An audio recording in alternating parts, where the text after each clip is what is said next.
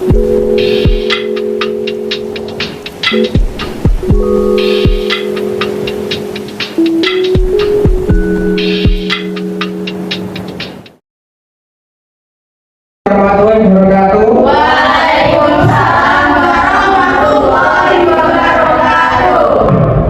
pagi. Yang terhormat Ibu Sri Karyati NSSP MT selaku dosen pengampu pada mata kuliah komunikasi terapeutik keperawatan, serta teman-teman yang saya banggakan dan para hadirin yang telah meluangkan waktu untuk hadir pada acara pagi hari ini. Puji syukur marilah kita panjatkan kepada Allah Ta'ala dengan selawat serta salam semoga tetap tercurahkan kepada baginda Nabi Muhammad SAW. Adapun topik yang akan kita bicarakan pada penyuluhan hari ini adalah kesehatan reproduksi remaja di era modernisasi. Sebelumnya perkenalkan, saya Muhammad Haikal Chandramukti selaku moderator. Baik, kita mulai saja rangkaian acara yang akan kita lewati, antara lain yaitu pertama pembukaan, kedua penyajian materi dan tanya jawab, ketiga pantulan melakukan kesimpulan, keempat penutup. Acara yang pertama yaitu pembukaan. Marilah kita bersama-sama mengucapkan basmalah. Bismillahirrahmanirrahim. Terima kasih.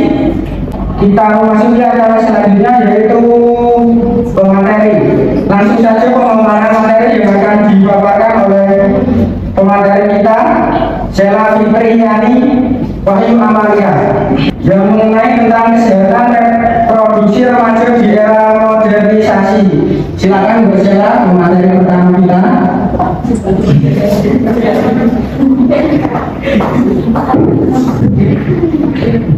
Baik, terima kasih untuk moderator Haikal. Selanjutnya ini perkenalan dulu ya, nama saya Sheila Fitriani. Di sini saya sebagai penyaji materi tentang kesehatan reproduksi remaja di era modernisasi. Nah, kita akan membahas tentang kesehatan reproduksi pada remaja. Apa sih reproduksi itu? Reproduksi itu berasal dari kata re, artinya dia kembali. Reproduksi itu dia membuat atau menghasilkan. Selanjutnya, apa sih arti dari reproduksi itu? Reproduksi adalah suatu proses kehidupan manusia dalam menghasilkan keturunan demi kelestarian hidupnya. Dengan reproduksi ini kita tuh sangat diperlukan dalam kehidupan manusia. Kenapa? Karena hal ini sangat penting untuk kelanjutan keturunan dan kelestarian hidup. Coba bayangkan, jika manusia tidak bereproduksi, apa yang akan terjadi? Kepunahan manusia, apakah itu akan terjadi? Mungkin bisa terjadi Allah ya. Nah, maka dari itu diperlukan reproduksi. Nah, selanjutnya yang poin kedua, kesehatan reproduksi. Kesehatan reproduksi adalah keadaan kesehatan fisik, mental, sosial yang utuh dalam segala hal yang berkaitan dengan fungsi peran dari sistem reproduksi. Selanjutnya yang poin ketiga, kesehatan reproduksi remaja. Yang mana ini suatu kondisi sehat yang menyangkut sistem, fungsi, dan proses reproduksi yang dimiliki oleh remaja. Nah, di sini kesehatan reproduksi remaja ini tidak semata-mata tentang hanya penyakit, bebas dari penyakit. Oh, kamu tidak punya penyakit reproduksi, kamu sehat. Kenyataannya bukan seperti itu. Tetapi kita juga melihat dari sisi sistem, fungsi, proses, dan mental dan fisik dari para remaja tersebut. Selanjutnya, sistem dan fungsinya serta proses reproduksi pada laki-laki dan perempuan ini sangat berhubungan ya. Next, Kak. Nah, untuk masa remaja sendiri, apa sih masa remaja tersebut? Masa transisi yang unik dan ditandai oleh berbagai perubahan fisik, emosi, dan psikis. Perubahan fisik ini apa? Seperti mungkin lebih besar, pinggulnya lebih besar, dia sudah merasa malu dengan keadaan fisiknya. Emosi remaja ini terkadang dia tidak sering labil, kadang stabil, kadang enggak, kadang emosi, dia kadang senang. Nah,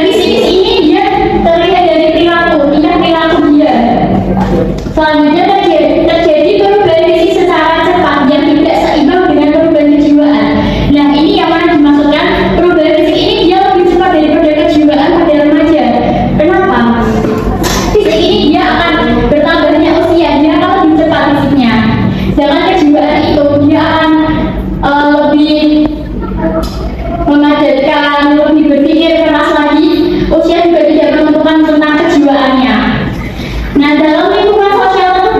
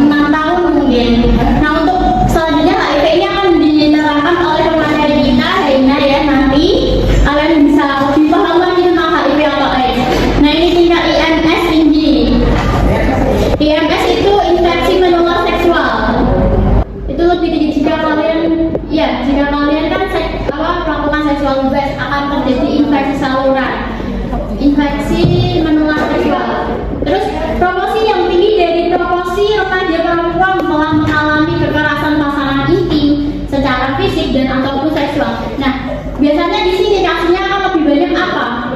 Pelecehan seksual, kekerasan pasangan intim. Nah, waktu dia belum tahu nih cara-cara atau aturannya dalam melakukan seksual atau hubungan intim, dia akan melakukan kekerasan, tanpa sengaja melakukan kekerasan intim pada pasangannya.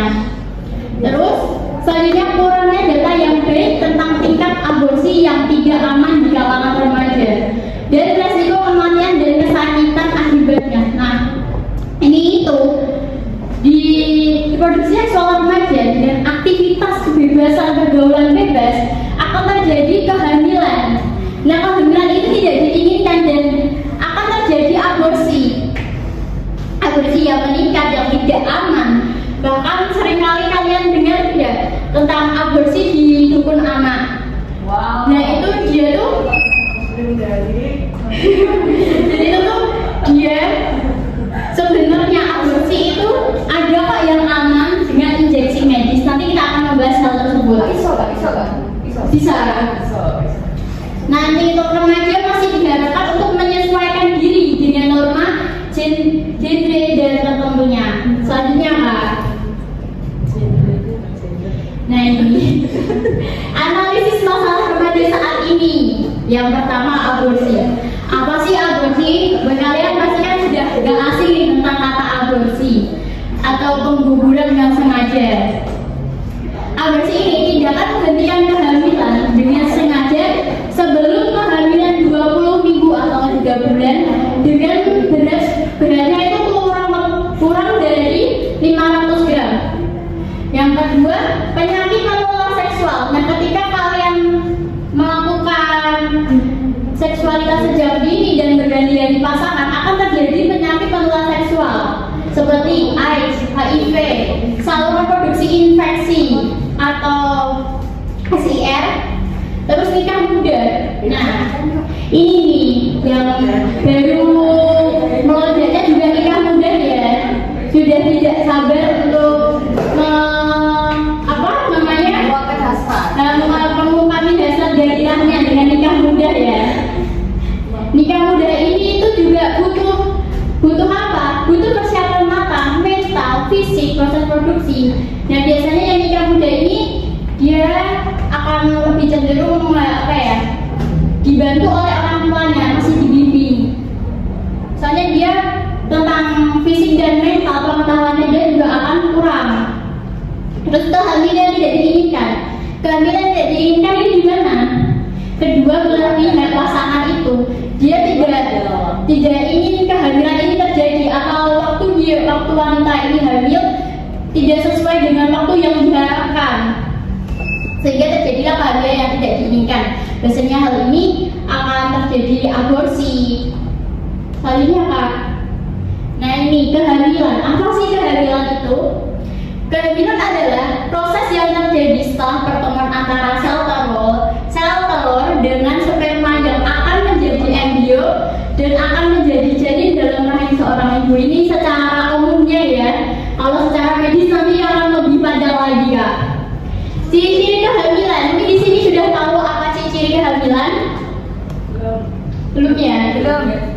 Nah, biasanya kalian sering dengar kalau haid berhenti, hati-hati hamil, padahal tidak melakukan seksual ya. Bagaimana bisa dikatakan itu hamil? DCS. Iya ya, DCS nanti kita akan membahas itu Kak. Sabar. Nah, rasa mual dan muntah, payudara membesar, rahim membesar, warna kulit sekitar puting susu bertambah gelap, munculnya garis gelap arah pusat ke kemaluan. Tahu nggak yang biasanya kan kalau ibu hamil tuh dia bisa akan muncul garis yang di tengah itu kan Kak? Tahu kan?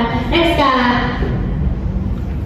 Nah, ini tadi kita akan membahas aborsi. Ini ada dua, aborsi spontan. Aborsi spontan ini yang disebut keguguran. Keguguran itu apa? Keguguran adalah keluar janin sebelum waktunya, biasanya pada kehamilan muda 1-3 bulan. Penyebabnya apa sih? Penyebabnya sebagai kasus yang tidak diketahui, misal dia jatuh, tiba-tiba dia keguguran kandungan, dalam kandungannya dia terkena luka atau kena benturan. Terus mungkin akibat kelainan janin, mungkin akibat kegagalan lahir rahim menahan janin, tetapi di dalam rahimnya ini tuh lahir rahim ini dia tidak bisa menahan janin, sehingga janinnya keluar yang akan mengakibatkan keguguran. Gejalanya apa ketika keguguran? Gejalanya adalah perdarahan bebas, kejang di perut bagian bawah nyeri punggung. Next, Kak. Nah, ini aborsi dengan sengaja. Aborsi dengan sengaja ini biasanya dilakukan oleh para remaja ya, yang belum menikah, pasangan yang belum menikah, usia terlalu muda, mempunyai penyakit tertentu. Biasanya kalau mempunyai penyakit tertentu ini bisa dalam indikasi medis. Nah, aborsi atas indikasi medis ini untuk apa sih, Kak? Untuk menyelamatkan jiwa ibu jika kehamilan dipertahankan. Jika kehamilan ini dipertahankan, padahal itu tuh dokter udah terindikasi medis atau penyakit, itu akan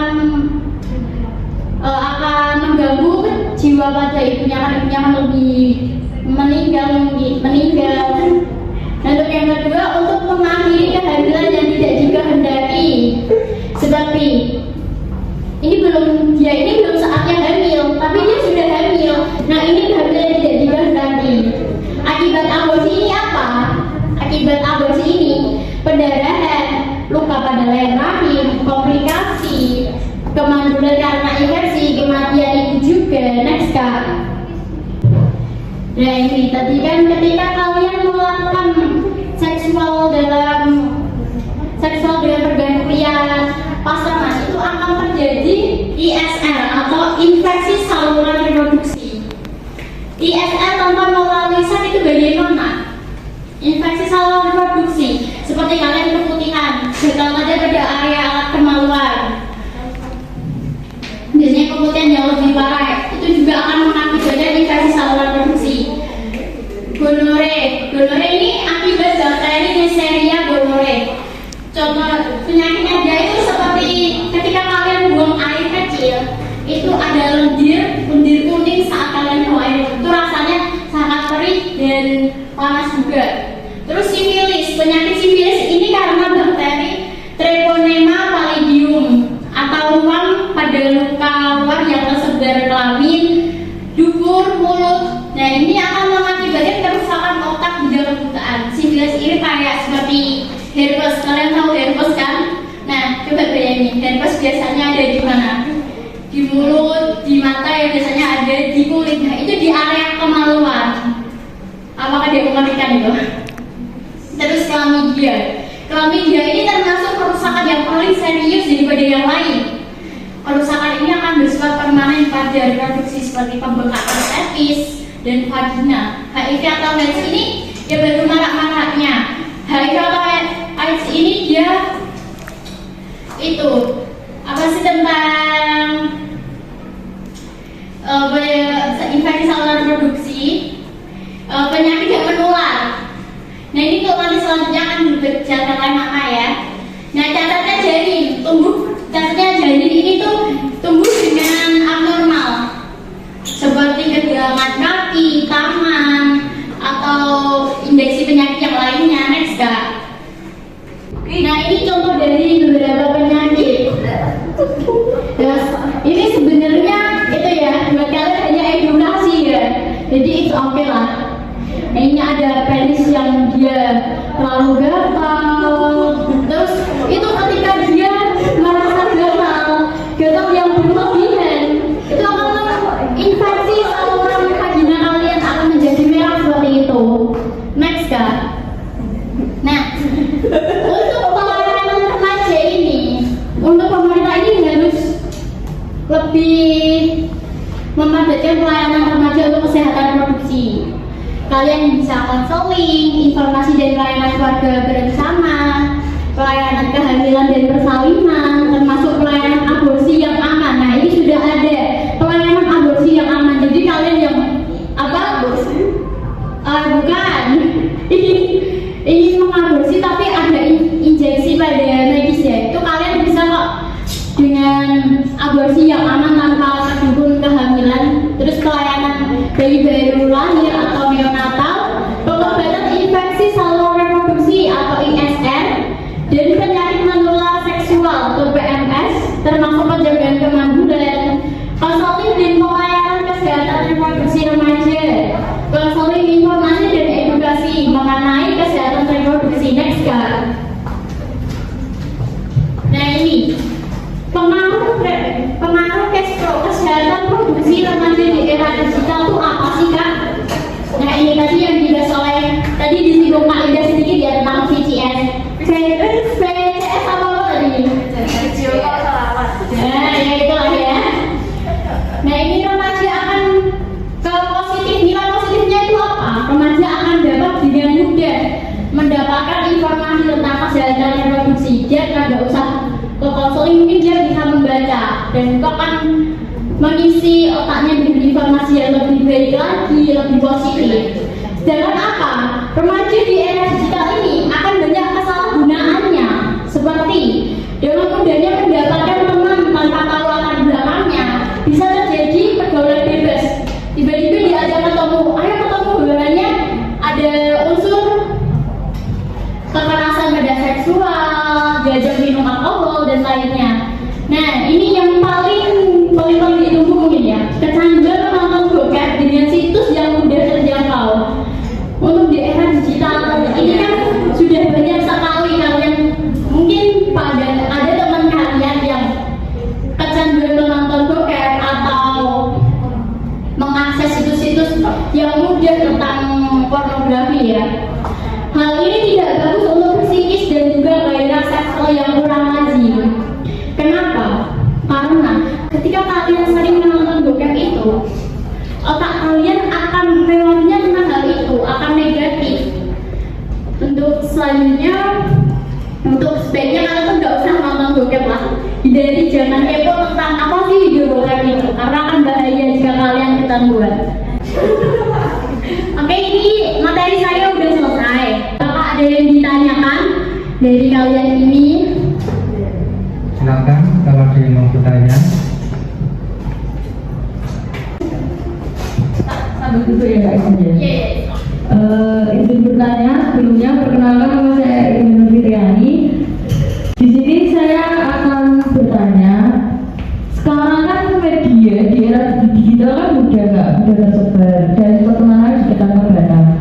Terkadang di media sosial itu tuh bisa disalahgunakan, terutama bisa dilakukannya tindakan VCS atau video call sex atau masturbasi secara lebih dan menonton film. Apakah hal itu bisa mengganggu kesehatan remaja? Terima kasih. Terima kasih. Tadi atas nama Kak siapa Kak? Atas nama Kak Ida ya. Pertanyaan ini sangat bagus, mungkin mewakili dari beberapa kalian yang tentang maraknya video call seksual ya. Video call seksual ini apakah mempengaruhi kesehatan reproduksi? Jika dia tidak melakukan secara langsung, secara terkotak dengan pasangannya, dia hanya secara virtual. Nah, hal ini itu dia akan membahayakan kesehatan reproduksi. Tadi kan sudah saya jelaskan, kesehatan reproduksi itu tidak hanya tentang bebas penyakit, melainkan tentang fisik, mental. Nah, mental ini ketika kalian VCS itu kan termasuk kalian masturbasi sendiri ya, dengan tapi melihat bersama aja dengan melihat video call yang dia melakukan sebuah penyimpangan ya. Dan itu akan mengganggu tentang psikis kita dan otak kita. Ketika kita sering melakukan masturbasi dan menonton bokep ini, hal negatif ini akan terjadi. Otak kita itu ketika menonton bokep sama menonton video pembelajaran itu akan beda. Kenapa? Ketika kita menonton bokep itu otak kita akan mengecil dan residu yang waktu kita menonton itu akan selalu tercantum di otak kita, sehingga walaupun kita tidak menonton bokep tapi kita bisa berkhayal tentang oh aku mau loh iki kok. Nah ini kalian berbayang ini. Berbeda dengan pembelajaran. Ketika kalian pembelajaran pasti sulit sekali untuk mengerti. Terus apa yang mengaruhi tentang kesehatan ini? Kesehatan ini ketika kalian akan terjadi satu kerusakan pada kelamin kalian. Kenapa? Kalian ketika masturbasi itu mungkin yang laki-laki menggunakan tangan ya, menggunakan alat. Nah, alat itu tuh tidak seperti yang aslinya gitu loh. Dia hanya buatan. Nah, itu akan menginfeksi alat kalian itu akan mempunyai penyakit. Terus ketika kalian sering-sering melakukan masturbasi, itu akan mengurangi sensitivitas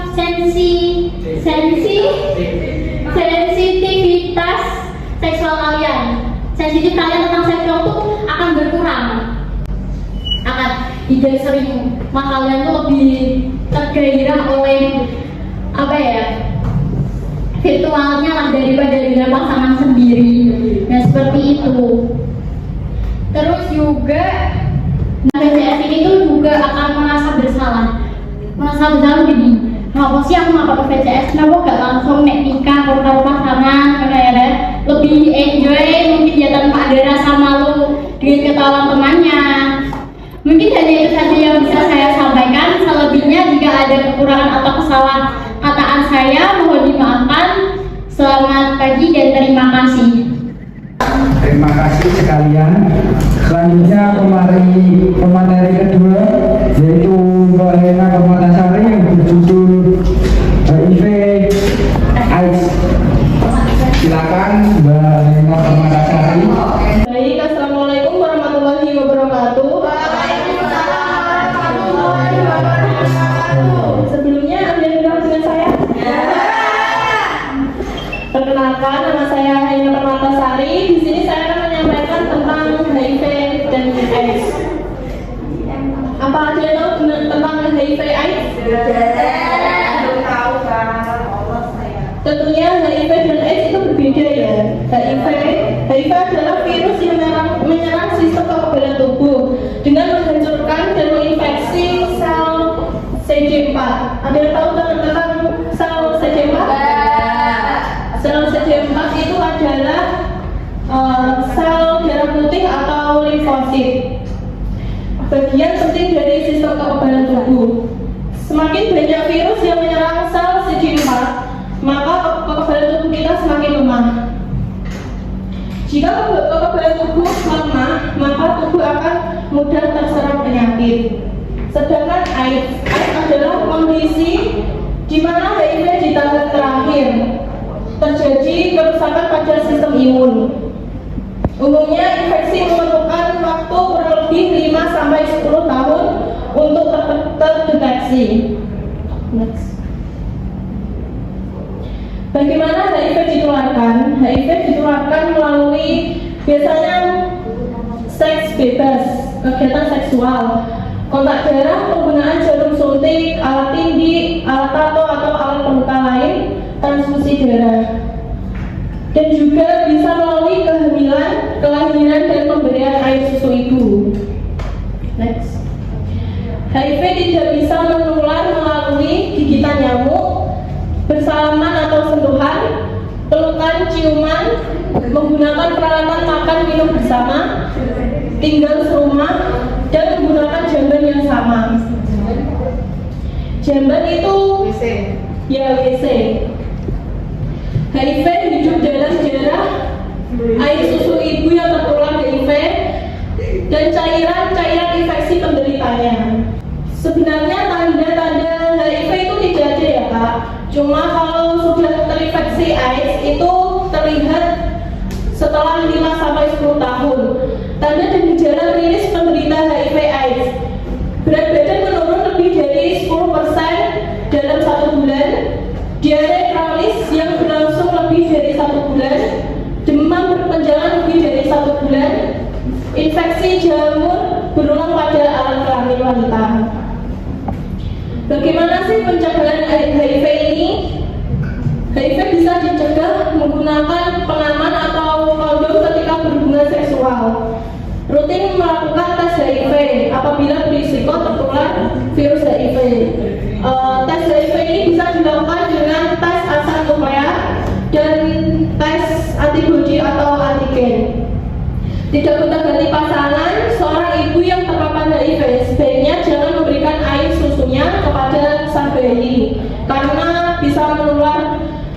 kepada bayinya. Aktif mencari informasi yang benar, tidak mengkonsumsi narkoba. Apakah ada yang tahu tentang ODA? Tidak. ODA itu orang dengan HIV/AIDS. Kita tidak perlu takut untuk hidup berdampingan dengan ODA, karena bersama dan bersosialisasi dengan ODA tidak bisa menularkan virus ini. Kita tidak bisa terinfeksi oleh virus HIV ini. Kita sebagai manusia sudah semestinya kita memanusiakan ODA ini seperti manusia yang lainnya, karena mereka juga butuh dukungan sosialisasi, bersahabat, dan menemukan cara pertahanan hidup yang sehat dengan cara selalu berpikir positif. Kita tidak perlu menjauhi orangnya, tapi jauhilah penyakitnya. Bagaimana sih cara hidup sehat itu? Ada yang tahu? Kita harus rajin berolahraga, mengkonsumsi makanan yang tinggi nutrisi, jauhi rokok dan minuman alkohol. Sebelumnya apakah ada yang ditanyakan? Bayi namanya siapa? Enggak, Laili. Bisa perkenalan, Kak? Kak izin bertanya. Baik. Perkenalkan, nama saya Laili Maulida. Saya izin bertanya ya. Apakah itu dapat disembuhkan? Terima kasih. Baik, terima kasih atas pertanyaannya. Saya akan menjawab pertanyaan dari Mbak siapa tadi, Mbak Laili ya? Sebenarnya untuk saat ini tidak ada obat yang bisa benar-benar menyembuhkan penyakit virus HIV ini, tetapi bisa menurunkan jumlah virusnya dengan mudah. Begitu. Ada yang ditanyakan lagi? Tidak ada.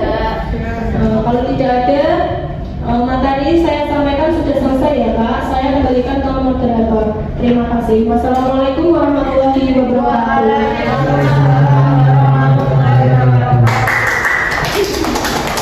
Terima kasih atas presentasinya Mbak Rina Romanasari. Selanjutnya kesimpulan dari materi kesehatan reproduksi remaja di era modernisasi kepada Mbak Ibta Sama, dipersilakan. Baik, sebelumnya perkenalkan saya Ibta Sama Wardina. Sebagai Nobulan akan menyampaikan kesimpulan materi 1. Jadi, dapat disimpulkan bahwa alasan mengapa kita harus mengetahui kesehatan reproduksi dikarenakan supaya kita dapat menghindari hal yang tidak diinginkan, seperti hamil di luar nikah, seks bebas, dan tindakan aborsi. Juga kita dapat bertanggung jawab kepada diri kita sendiri untuk menjaga kesehatan reproduksi. Penyuluhan kegiatan kesehatan reproduksi remaja ini sangat penting terutama di era digital, yang mana remaja harus dapat menjaga diri agar terhindar dari hal yang tidak diinginkan dalam pergaulan bebas pada dunia yang luas. Sekian kesimpulan yang dapat saya sampaikan. Terima kasih. Terima kasih atas kesimpulannya Mbak. Selanjutnya kesimpulan kedua mengenai HIV/AIDS, silakan Mbak Adel, saya persilakan. Sebelumnya, perkenalkan nama saya Adila Risma Trijandi. Di sini saya sebagai notulen akan menyampaikan kesimpulan dari pemateri kedua, yaitu sesuai dengan yang sudah dipaparkan tadi. HIV/AIDS merupakan virus yang menyerang sistem kekebalan tubuh. Penyakit ini dapat ditularkan melalui kegiatan seksual atau kontak darah. HIV/AIDS dapat ditandai dengan berat badan yang menurun, diare, demam berkepanjangan selama 1 bulan. Tetapi penyakit ini dapat dicegah dengan penggunaan pengaman saat berhubungan seksual, lalu rutin tes HIV, dan yang terpenting tidak gonta-ganti pasangan. Dicegah bukan berarti bisa disembuhkan. HIV belum bisa disembuhkan, hanya saja obat yang beredar itu mengurangi jumlah virus yang ada dalam tubuh. Sekian dari saya, terima kasih.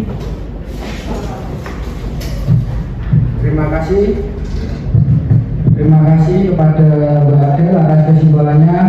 Selanjutnya adalah acara terakhir, acara penutup. Demikian penyuluhan hari ini, marilah kita tutup dengan bacaan hamdalah. Alhamdulillahirrahmanirrahim. Saya sebagai moderator mohon maaf apabila ada kesalahan atau kata-kata yang tidak dikenang. Mohon maaf. Wassalamualaikum warahmatullahi wabarakatuh. Waalaikumsalam.